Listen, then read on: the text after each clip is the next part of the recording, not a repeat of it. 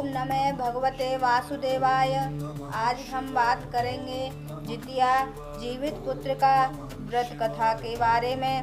इस कथा का पाठ करने से संतान दीर्घायु होती है और संतान का जीवन राजा जैसा बीतता है।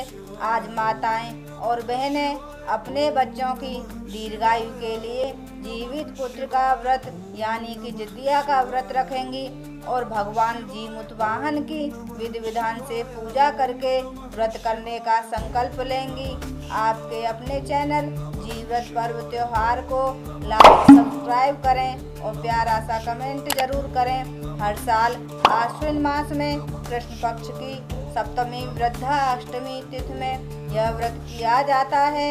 इस व्रत में भगवान जीमूतवाहन की पूजा होती है और उनकी व्रत कथा का पाठ किया जाता है। मान्यता है कि इस कथा का पाठ करने से बच्चों की आयु लंबी होती है और साथ ही उनका जीवन राजा के समान बीतता है। एक बार नैमिषारण्य के निवासी ऋषियों ने संसार के कल्याणार्थ सूत जी से कहा कि हे सूत जी, कराल काल में लोगों के बालक किस तरह दीर्घायु होंगे सो कहिए। सूत जी बोले, जब द्वापर का अंत और कलयुग का आरंभ था उसी समय बहुत सी शोकाकुल स्त्रियों ने आपस में सलाह की थी कि क्या इस कलयुग में माता के जीवित रहते पुत्र मर जाएंगे। जब वे आपस में कुछ निर्णय नहीं कर सकी तब गौतम जी के पास पूछने के लिए गईं।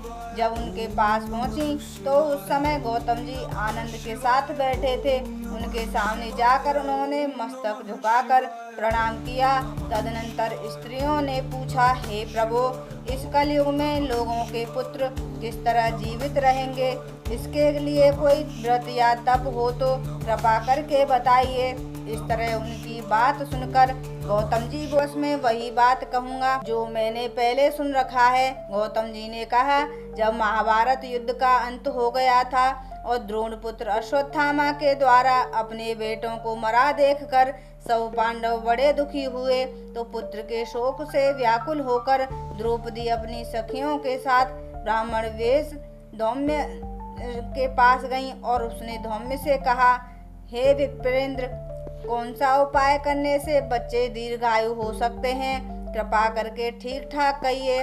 धौम्य बोले, सतयुग में सत्य वचन बोलने वाला, सत्याचरण करने वाला समदर्शी जीमूतवाहन नामक एक राजा। एक बार वह अपनी स्त्री के साथ ससुराल गया और वहीं रहने लगा। एक दिन आधी रात के समय पुत्र के शोक से व्याकुल कोई स्त्री रोने लगी क्योंकि वह अपने बेटे के दर्शन के लिए निराश हो चुकी थी। उसका पुत्र मर चुका था। वह रोती हुई कहती थी, हाय मुझ बूढ़ी माता के सामने मेरा बेटा मरा जा रहा है। उसका रुदन सुनकर राजा जीमूतवाहन का तो मानो हृदय विदीर्ण हो गया। वह तत्काल उस स्त्री के पास और उससे पूछा, तुम्हारा बेटा कैसे मरा है? बूढ़ी माता ने कहा, गरुड़ प्रतिदिन आकर गांव के लड़कों को खा जाता है। इस पर दयालु राजा ने कहा, माता अब तुम रो मत, आनंद से बैठो, मैं तुम्हारे बच्चे को बचाने का यत्न करता हूँ। ऐसा कहकर राजा उस स्थान पर गया जहाँ गरुड़ आकर प्रतिदिन मांस खाया करता था। उसी समय गरुड़ भी उस पर टूट पड़ा और मांस खाने लगा। जब अतिशय तेजस्वी गरुड़ ने राजा का बायां अंग खा लिया तो झटपट राजा ने अपना दाहिना अंग फेर कर गरुड़ के सामने कर दिया। यह देखकर गरुड़ जी ने कहा, तुम कोई देवता हो? कौन हो तुम? मनुष्य तो नहीं जान पड़ते। अच्छा, अपना जन्म और कुल बताओ। पीड़ा से व्याकुल मन वाले राजा ने कहा, हे पक्षीराज, इस तरह के प्रश्न करना व्यर्थ है। तुम अपनी इच्छा भर मेरा मांस खाओ। यह सुनकर गरुड़ रुक गए और बड़े आदर से राजा के जन्म और कुल की बात पूछने लगे। राजा ने कहा, मेरी माता का नाम शैव्या है और मेरे पिता का नाम शालिवाहन है। सूर्यवंश में मेरा जन्म हुआ है। मैं जीमूतवाहन मेरा नाम है। राजा की दयालुता देखकर गरुड़ ने कहा, हे महाभाग, तुम्हारे मन में जो अभिलाषा हो वह वर मांगो। राजा ने कहा, हे यदि आप मुझे वर दे रहे हैं तो वर दीजिए कि आपने अब तक जिन प्राणियों को खाया है वे सब जीवित हो जाएं। हे स्वामी, अब से आप यहाँ बालकों को न खाएं और कोई ऐसा उपाय करें कि जहाँ जो उत्पन्न हो वे लोग बहुत दिनों तक जीवित रहें। धौम्य ने कहा है कि पक्षीराज गरुड़ राजा को वरदान देकर स्वयं अमृत के लिए नागलोक चले गए। वहाँ से अमृत लाकर उन्होंने उन मरे हुए मनुष्यों की हड्डियों पर बरसाया। ऐसा करने से सब लोग जीवित हो गए जिनको कि पहले गरुड़ ने खाया। राजा के त्याग और गरुड़ की कृपा से वहाँ का बहुत कष्ट दूर हो गया। उस समय राजा के शरीर की शोभा दूनी हो गई थी। राजा की दयालुता देखकर गरुड़ ने फिर कहा, मैं संसार के कल्याणार्थ एक और वरदान दूंगा। आज आश्विन कृष्ण सप्तमी से रहित शुभ अष्टमी तिथि है। आज ही तुमने यहाँ की प्रजा को जीवन दान दिया है। हे वत्स, अब से यह दिन ब्रह्म भाव हो गया है, जो मूर्ति वेद से विविध नामों से विख्यात है। वहीं त्रैलोक्य से पूजित दुर्गा अमृत प्राप्त करने के अर्थ में जीवित पुत्र का कलाई है। सो स्थिति को जो स्त्रियां उस जीवित पुत्र का की और कुश की आकृति बनाकर तुम्हारी पूजा करेंगी तो दिनों दिन उनका सौभाग्य बढ़ेगा और वंश की भी बढ़ोतरी होती रहेगी। हे महाभाग, इस विषय में विचार करने की भी आवश्यकता नहीं है। हे राजन, सप्तमी से रहित और उदया तिथि की अष्टमी को व्रत करें, यानी सप्तमी विद्य अष्टमी जिस दिन हो उस दिन व्रत न कर शुद्ध अष्टमी को व्रत कर। नवमी में पारण अष्टमी को व्रत करें और नवमी में यदि इस पर ध्यान न दिया गया तो फल नष्ट भी हो जाएगा और सौभाग्य तो अवश्य नष्ट हो जाएगा। जीमूतवाहन को इस तरह का वरदान देकर गरुड़ वैकुंठ धाम को चले गए और राजा की भी अपनी पत्नी के साथ अपने नगर को वापस चले आए। धौम्य द्रौपदी से कहते हैं कि हे देव, मैंने यह अतिशय दुर्लभ व्रत तुमको बताया है। इस व्रत को करने से बच्चे दीर्घायु होते हैं। हे देवी, तुम भी पूर्वोक्त विधि से यह व्रत और दुर्गा जी का पूजन करो तो तुम्हें अभिलषित फल प्राप्त होगा। मुनिराज धौम्य की बात सुनकर द्रौपदी के हृदय में एक प्रकार का कौतूहल उत्पन्न हुआ और पूर्ववासिनी स्त्रियों को बुलाकर उनके साथ यह उत्तम व्रत किया।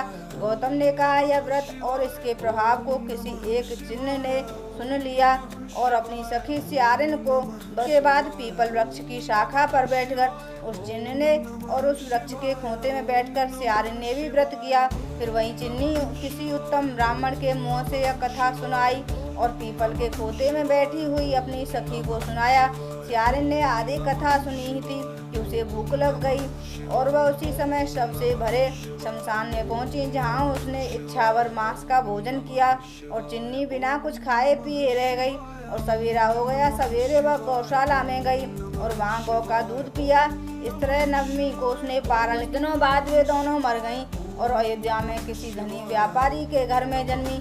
संयोग से उन दोनों का जन्म एक ही घर में हुआ, जिसमें सियारिन ज्येष्ठ हुई और चिन्नी छोटी। वे दोनों सभी शुभ लक्षणों से युक्त थीं, इसलिए बड़ी लड़की काशीराज के और छोटी उसके मंत्री के साथ गार्हपत्य अग्नि के सामने विधि पूर्वक ब्याही गईं। पूर्व जन्म के कर्म फल से वह मृगनयनी रानी हुई। किसी भी संतान को उत्पन्न करती वह मर जाती और पूर्व जन्म की बातों को स्मरण करने वाली मंत्री की पत्नी ने अष्टवसुओं के सदृश तेजस्वी 8 बेटे उत्पन्न किए और सभी जीवित रह गए। अपनी बहन के पुत्रों को जीवित देखकर ईर्ष्यावश राजपत्नी ने अपने स्वामी से कहा, यदि तुम मुझे जीवित रखना चाहते हो तो इस मंत्री के भी पुत्रों को उसी जगह भेज दो जहाँ मेरे बेटे गए हैं, अर्थात इन्हें मार डालो। यह सुनकर राजा ने उस मंत्री के पुत्रों को मारने के लिए कई प्रकार के उद्योग किए, पर मंत्री पत्नी ने जीवित पुत्र का के पुण्य बल से बचा लिया।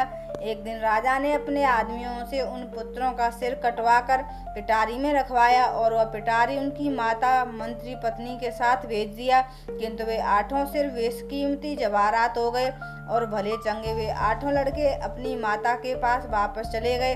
उनको जीवित देखकर राजपत्नी को बड़ा विस्मय हुआ।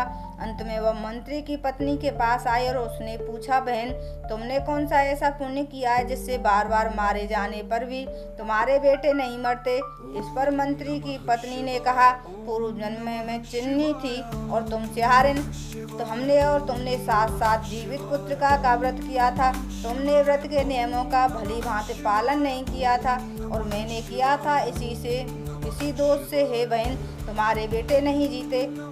ओ राजरानी, अब भी तुम उस जीवित पुत्र का व्रत को करो तो तुम्हारे बेटे दीर्घायु होंगे। मैं तुमसे सच सच कह रही हूँ। उसके कथानुसार रानी ने व्रत किया, तभी से उसके कई बेटे सुंदर और दीर्घायु होकर बड़े बड़े राजा हुए।